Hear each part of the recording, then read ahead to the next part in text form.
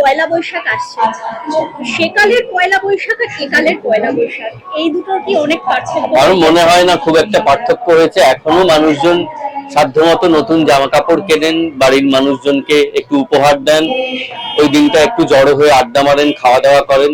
আমরা সবাই বই পাড়ায় আসি, দুপুর থেকে সন্ধ্যে অবধি আমাদের বই পাড়ায় আড্ডা চলে, ফলে খুব একটা কিছু বদলায় না।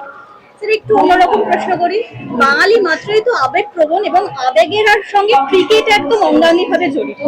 আইপিএল চলছে, কলকাতায় খেলা হচ্ছে, কলকাতা নাইট রাইডার্স এর খেলা হচ্ছে এবং সর্বোপরি আইপিএল চলছে, এটা একটা ফেস্টিভ মোড। তো খেলা দেখা হয় বা?